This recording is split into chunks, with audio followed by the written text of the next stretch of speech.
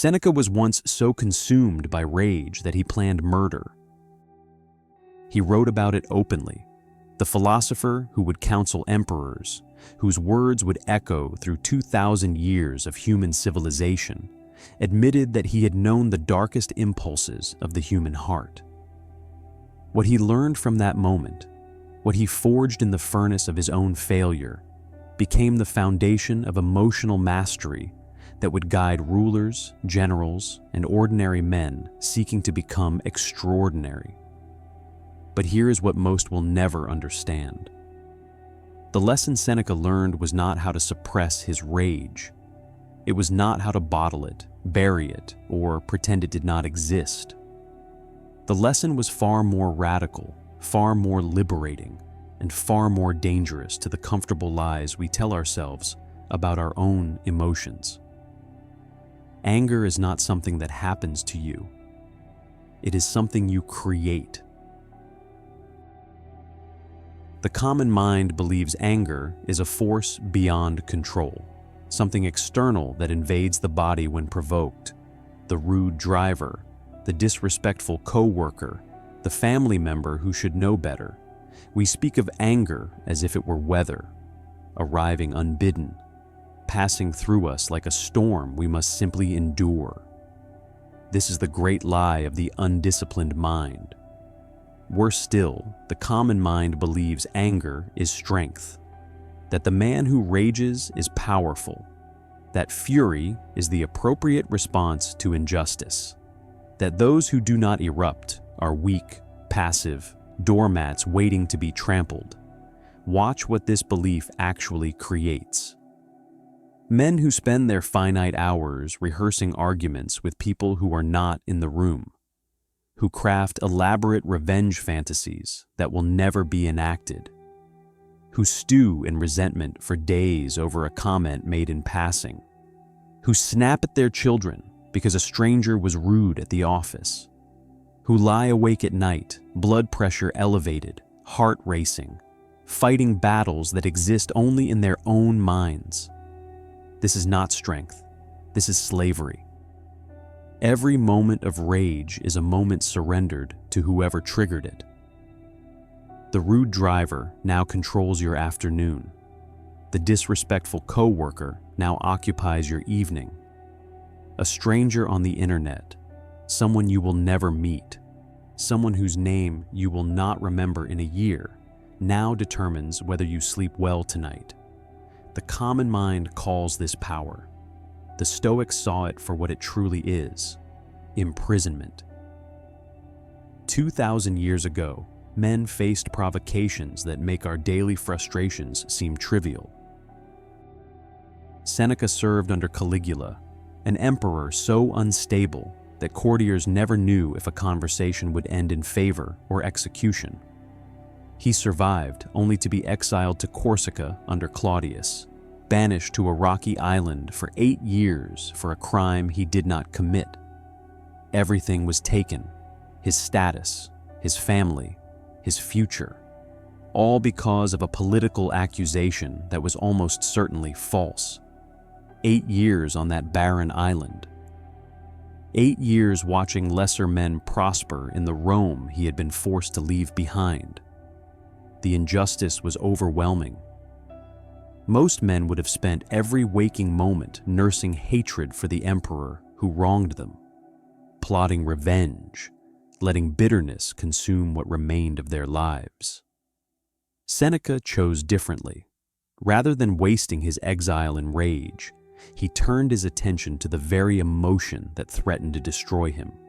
He studied anger, not as an abstraction, but as something he had felt in its fullest, darkest expression. He asked the questions most men are too consumed by their emotions to consider. What is anger, actually? Where does it come from? And most importantly, can it be controlled? What he discovered became De Ira, on anger, the most comprehensive ancient treatment of rage ever written. And the insight at its core was revolutionary.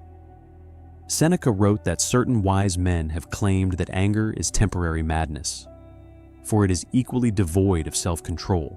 forgetful of decency, unmindful of ties, persistent and diligent in whatever it begins, closed to reason and counsel, temporary madness. Not strength, not justified response. Madness, a state in which reason is absent and destruction is all that remains. The angry man is not powerful, he is possessed. And like all forms of possession, this one can be exercised, but only by those who understand its true nature. Marcus Aurelius understood. The philosopher-emperor ruled 75 million people during plague, war, and betrayal. He commanded armies on the frozen Germanic frontier. He made decisions that determined whether thousands lived or died. Yet each morning, before facing the challenges of empire, he performed a ritual of preparation that most would find strange. He wrote in his private journal, words never meant for publication. Begin the morning by saying to thyself, I shall meet with the busybody, the ungrateful, arrogant, deceitful, envious, unsocial. All these things happen to them by reason of their ignorance of what is good and evil. The Emperor of Rome, the most powerful man in the Western world, began each day by accepting that he would encounter difficult people, not hoping to avoid them, not pretending they would not appear, accepting their inevitability and preparing his mind accordingly. Here's the principle that separates those who are controlled by anger from those who transcend it. Anger occurs in two stages. The first is involuntary, a flash of heat, a clenching of the jaw, a surge of adrenaline. This is what Seneca called the first movement. It is the body's automatic response to perceived threat or injustice. It cannot be prevented, and no discipline can eliminate it. But this first movement is not anger. It is only the raw material from which anger is made. The second stage is where everything is decided. This is where the mind assents to the impression, where it judges that a wrong has occurred, that retaliation is appropriate, that rage is the correct response. This judgment, this assent, is entirely within your power, and it is here that most men fail without ever realizing they had a choice. The ancients left us more than philosophy. They left us a blueprint for dominance over the self. Subscribe to uncover what they knew. The dichotomy of control forms the foundation.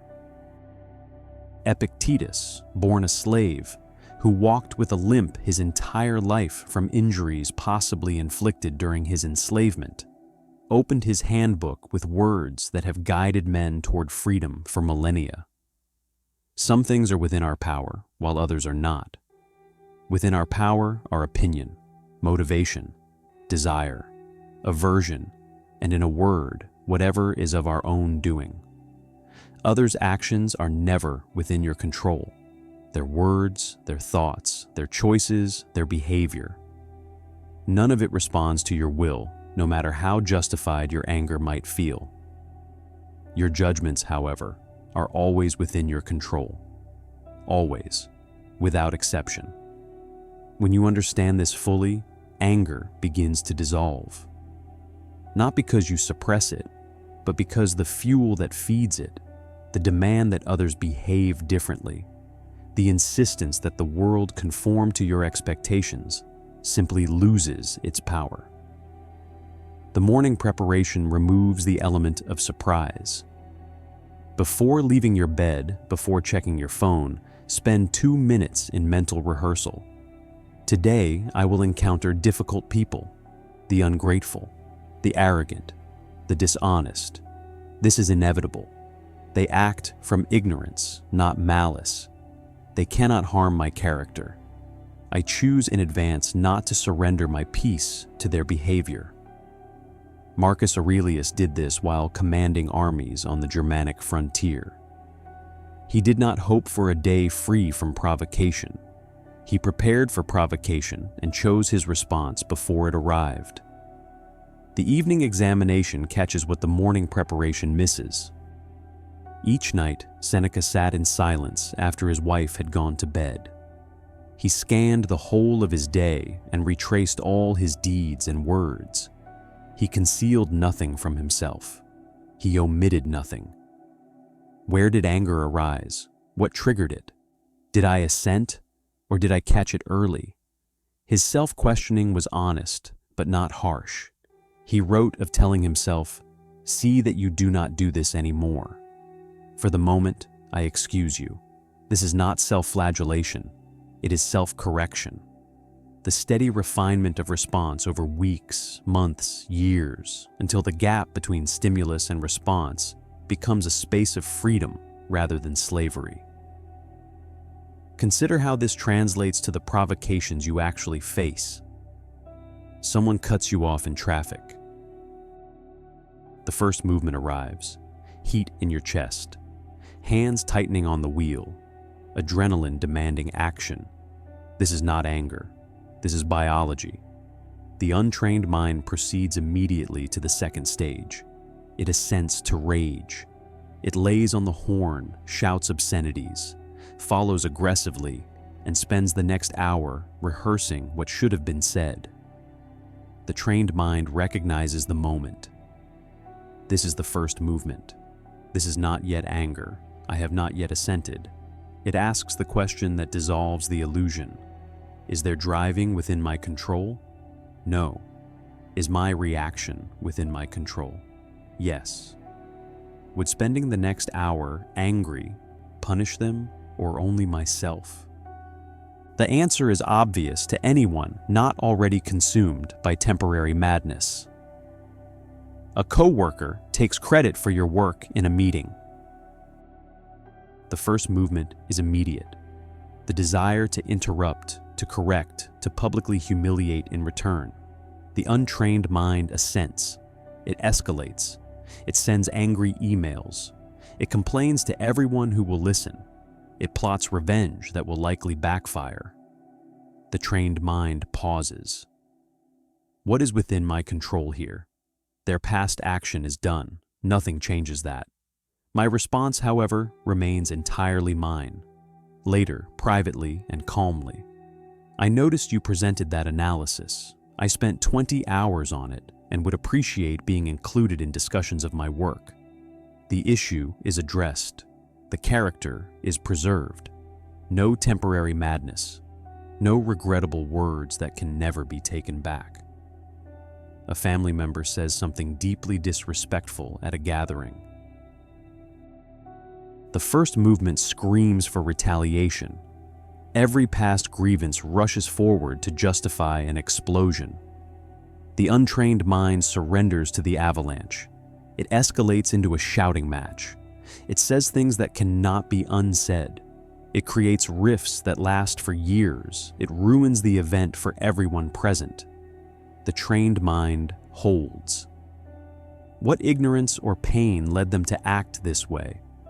What pressures are they facing that I cannot see? Have I never acted similarly under stress?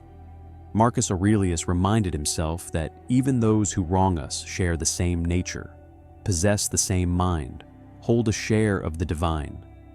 We are made for cooperation, he wrote, like feet, like hands, like eyelids. To act against one another is contrary to nature. What changes when this is mastered? Not the world around you. The provocations remain. The difficult people persist. The injustices continue.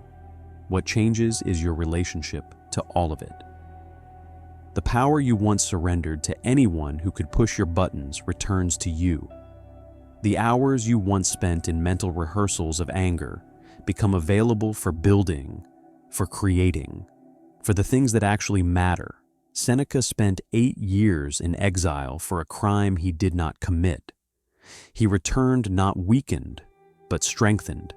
His philosophy had been forged in fire.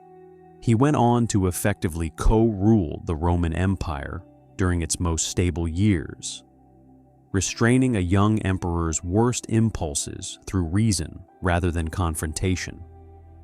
Even when Nero eventually turned against him and ordered his death, Seneca met the end with the equanimity he had cultivated for decades.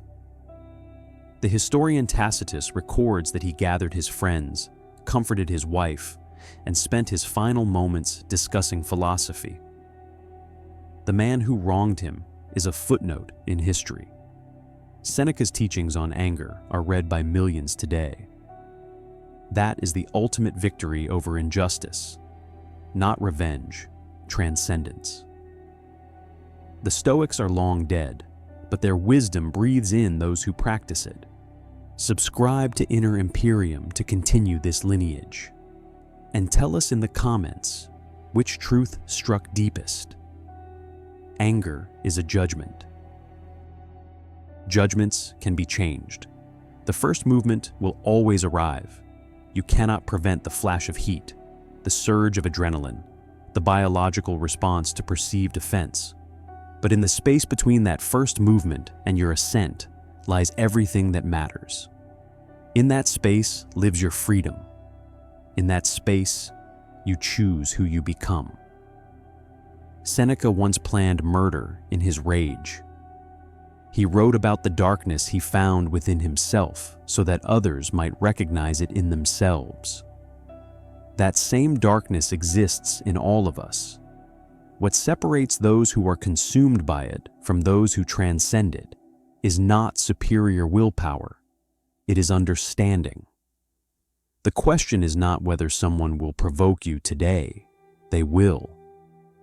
The question is whether you will grant them dominion over your mind, whether a stranger's words will determine your peace, whether a coworker's actions will dictate your evening, whether the behavior of others, behavior you have never controlled and will never control, will continue to imprison you. You cannot control what others do to you. You can only control who you become in response. The choice has always been yours. It still is.